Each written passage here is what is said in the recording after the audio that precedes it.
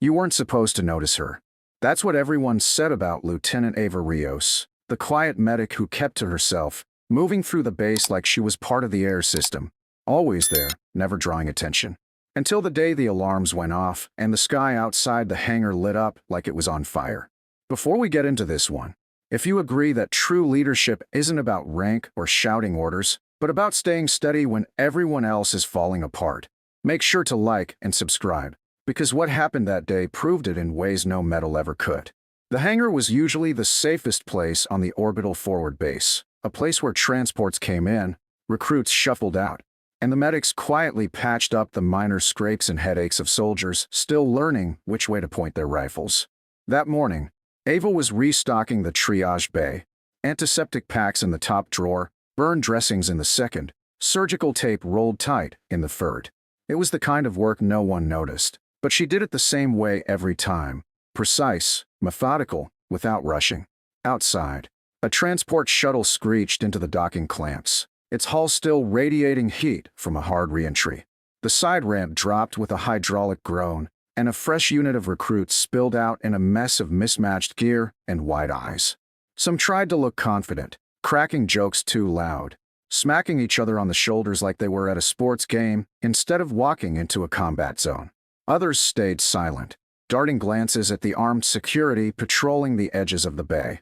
Ava moved among them with a soft word here, a gentle correction there, adjusting a shoulder strap, tightening a loose med pack, nodding at a young soldier who was obviously shaking but trying to hide it. She didn't tell them she'd been exactly where they were, years ago, standing on a deck like this one, pretending she wasn't scared. She didn't talk about the planet-side firefights or the medical extractions under fire. She didn't talk about the Phoenix unit at all, because no one here would believe her, and she didn't need them to. The first tremor came like a whisper, the faint vibration through the deck plates that only people who'd been under fire would recognize. No one else seemed to notice. Then the alert tone crackled through the overhead speakers. Warning. Orbital perimeter breach detected.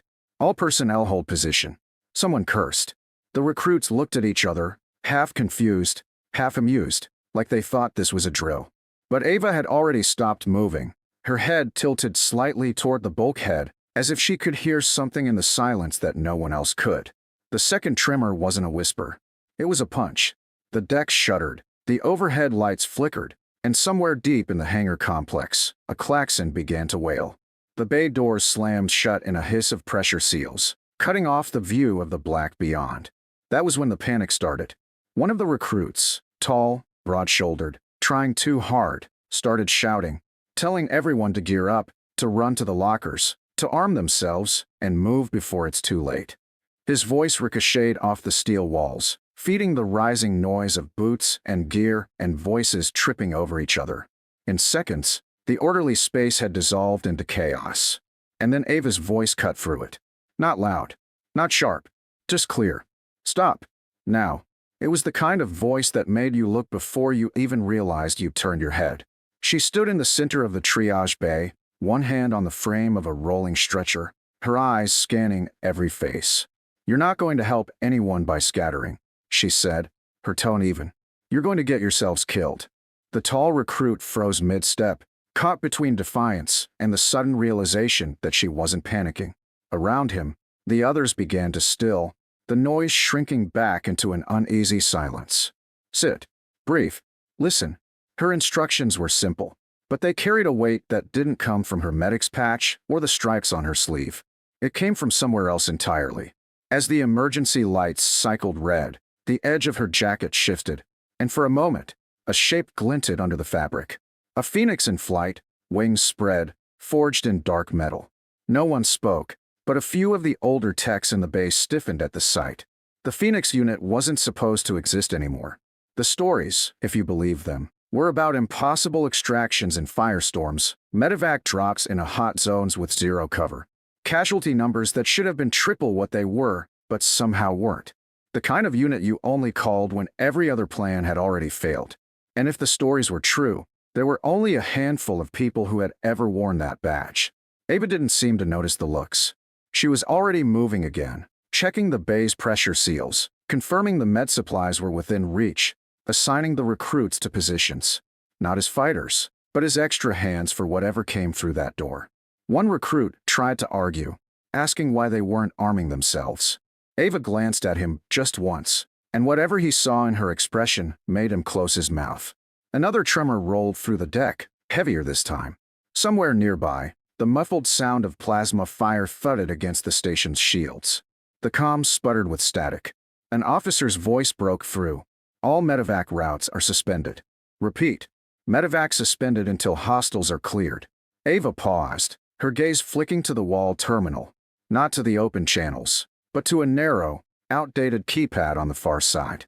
She crossed the bay, tapped in a series of numbers no one recognized, and leaned close to the mic. For words. That was all she said. Phoenix unit, recall protocol. The line went silent. Even the static seemed to hold its breath. Then a voice came back, steady, low, and unmistakably certain. Copy that, Lieutenant Rios. On our way. Ava straightened, turning back to the room, her expression unreadable. The recruits didn't know what she'd just set in motion. The older techs did, and the look in their eyes was part relief, part disbelief. Somewhere far beyond the sealed hangar doors, something was already moving. The voice on the comm had barely faded before the next impact rattled the hangar hard enough to send dust trickling from the overhead support beams, and this time the recruits didn't try to run. They looked at Ava instead, as if her reaction would tell them how scared they were allowed to be. She didn't flinch. She moved like she was walking through a hospital on a quiet afternoon, every step measured, her voice calm, but carrying in a way that didn't need to be loud to be heard. Jenkins, get those compression packs ready. Morales, on the door, not to open it, to watch it. You see a shadow move wrong. You tell me. Kim, you're my runner if comms cut again. The tall recruit who'd been barking orders before hovered awkwardly until she turned to him. You're on evac prep. Anything goes wrong. You're clearing a path for wounded, not charging into a fight you can't win. He started to argue, then thought better of it. Outside the bay, the muffled plasma fire was growing sharper, like it was crawling closer along the skin of the station.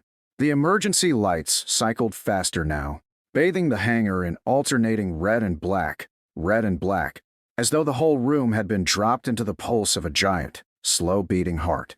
In one of those black beats, Ava's hand slipped into her jacket and came out holding a small device, not standard issue.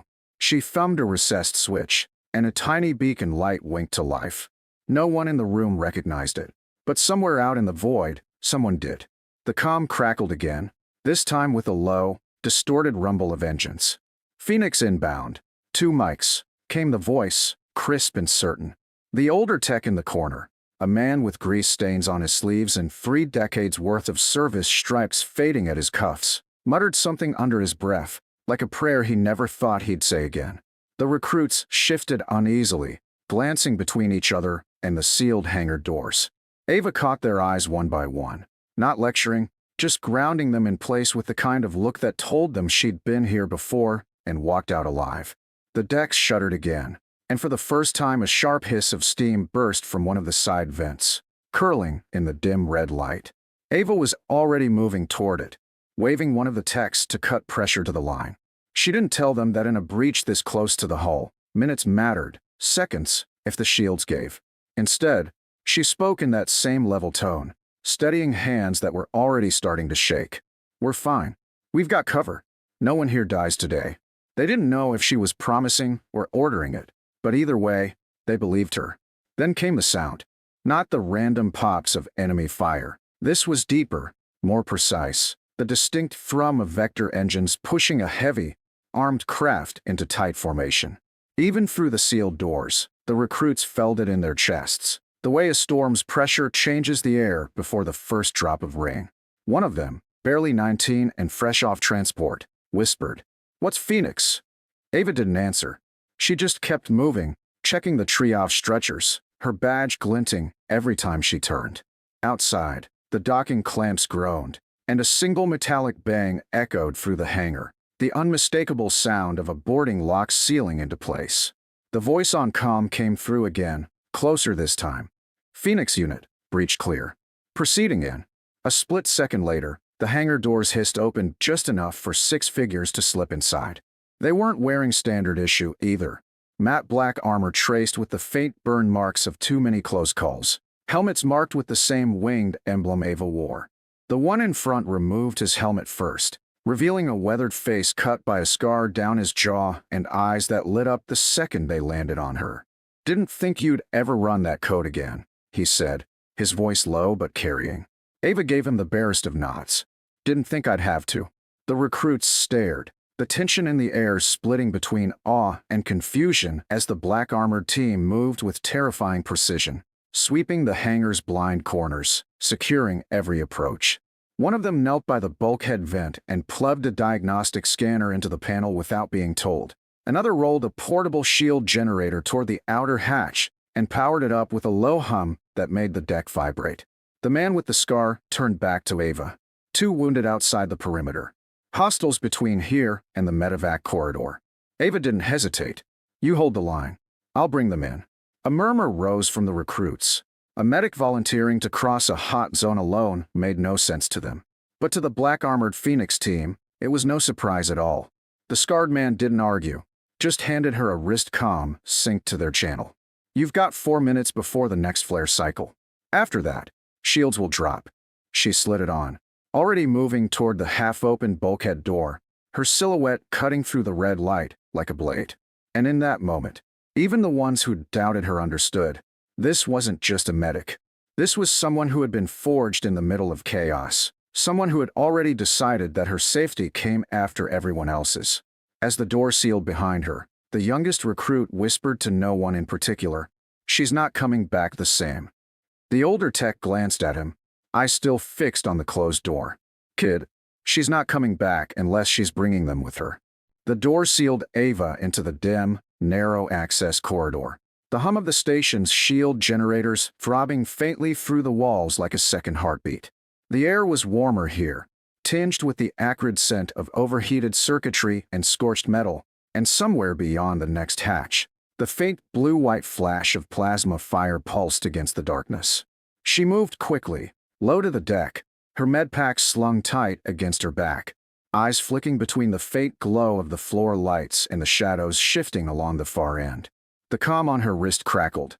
3 minutes to flare cycle. Make it quick." Ava didn't answer. She'd already spotted them, two silhouettes huddled against the collapsed frame of an emergency bulkhead. One was barely conscious, armor scorched, an arm clutched tight to his chest. The other was bleeding from a deep cut along her scalp, eyes darting toward the corridor behind them where the sound of enemy boots echoed closer. "Stay awake," Ava murmured as she reached them, her hands already moving with practiced precision, one stabilizing the head wound, the other unclipping a quick seal sling for the injured arm. She didn't look up when a shadow darted into the corner of her vision. She just shifted her stance and let the first hostile come around the corner. The plasma bolt sizzled past where she'd been a second before, slamming into the bulkhead. Ava dropped low, yanked the wounded man forward, and in one smooth motion, hit the emergency smoke charge on her belt. The corridor filled with thick, blinding haze, and Ava moved through it like she'd been born there, pulling one soldier by the hand and guiding the other with a firm grip on their shoulder. The comm hissed again. 2 minutes. Shield drop in sight. "Almost there," she replied, voice calm enough to sound like she was discussing lunch orders, not racing death. The last 10 meters felt longer than the entire base, each step pounding in rhythm with the muffled thuds of enemy fire hitting the deck behind them. Then, through the smoke, the faint green outline of the hangar seal glowed, and the shadow of the Phoenix unit's shield generator shimmered in the air beyond. The scarred man was there, crouched at the threshold, one arm extended. "Move," he barked, and Ava didn't hesitate. She shoved the first soldier through, then the second, then herself, hitting the deck in a low roll as the inner doors slammed shut and the shimmer of the shield flared under the first impact of the incoming flare cycle. The room was silent for a beat, the only sound the faint hiss of the seal relocking. Then someone exhaled hard. The recruits, pressed against the wall, watching in stunned disbelief as Ava calmly checked both wounded soldiers again, adjusting bandages, running a med scanner, her breathing as steady as if she'd just walked across the bay. "They'll live," she said simply, and the scarred man gave a short nod, his voice quieter now. "Couldn't have done it without you." He didn't mean the rescue. He meant the calm. The stillness that had kept this room from tearing itself apart. The Phoenix unit didn't linger. They had their evac corridor, and within minutes, the craft was docking, the wounded loaded aboard. Ava stayed behind, watching the black armored silhouettes vanish into the docking tube until the last one turned and gave her a small, sharp salute. She returned it without ceremony, then turned back to the recruits. No one spoke. They just stood as she passed, their backs a little straighter, their eyes following her not because they had to, but because they understood something now. Later, word spread across the base. The Phoenix unit wasn't gone. It had just been waiting, quiet, until someone who'd earned the badge called it back. And that someone had been the medic who kept her voice low and her hands steady when the walls shook. Days later, as the recruits prepared for deployment, the youngest one, the same who'd whispered she wouldn't come back the same, approached her by the triage bay. He didn't fumble his words this time. "Ma'am, next time I panic, I hope you're there." Ava smiled faintly, tucking the Phoenix badge back under her jacket. "Next time, you won't need me to." And then she walked away, her boots quiet against the deck, leaving behind the hum of the shield generators and a room full of soldiers who would never again underestimate the power of calm in the middle of fire.